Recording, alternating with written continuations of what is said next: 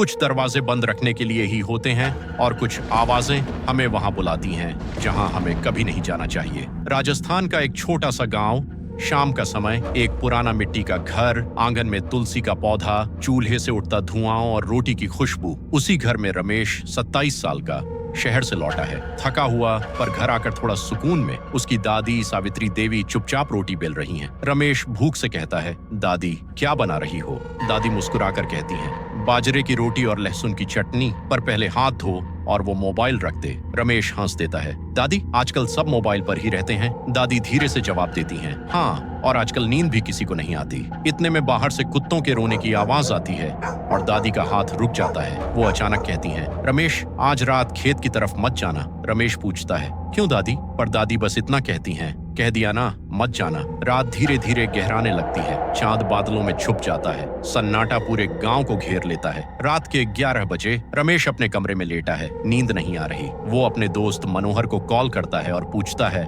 दादी कह रही थी खेत की तरफ मत जाना, क्या चक्कर है? मनोहर की आवाज घबराई हुई है। रमेश पिछले महीने बाबू काका का लड़का उधर गया था, सुबह मिला, बेहोश, बाल सफेद, और तब से एक शब्द नहीं बोला। रमेश हंसकर कहता है, अंधविश्वास है ये सब। पर मनोहर धीमे से कहता है, वो खेत में एक कुआं है, उसे 20 साल पहले बंद करवाया गया था, कहते हैं उसमें कुछ है, बस तू मत जाना। कॉल कट जाती है, कमरे में सन्नाटा फैल जाता है। तभी खिड़की के बाहर कुछ हिलता है। रात के करीब 12 बजे रमेश खुद को रोक नहीं पाता।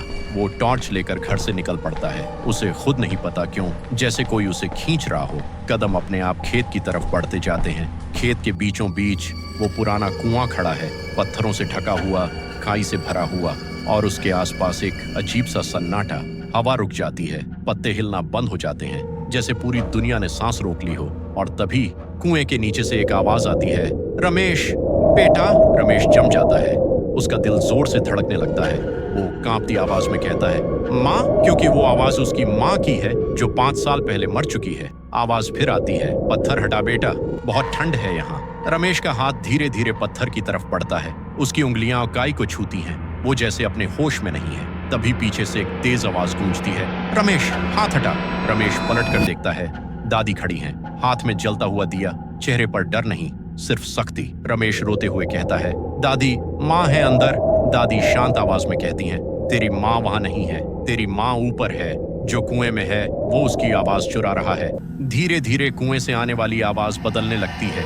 माँ की मीठी आवाज अब भारी और डरावनी हो जाती है, बुढ़िया बीच में मत आ। दादी बिना डरे जवाब देती हैं, 20 साल से आ रही हूँ, आज भी आई हूँ। वो दिया कुएं के पास रखती हैं और मंत्र पढ़ना शुरू करती हैं। शब्द पूरे नहीं हैं, पर उनमें विश्वास है। दिए की लौ कांपती है, जैसे किसी से लड़ रही हो। कुछ पल बाद हवा वापस चलने लगती है, पत्ते हिलते हैं, दूर कहीं कुत्ता भौंकता है और कुएं से आने वाली आवाज अचानक बंद हो जाती है। सब कुछ फिर से सामान्य हो जाता है। रमेश घुटनों के बल जमीन पर बैठ जाता है।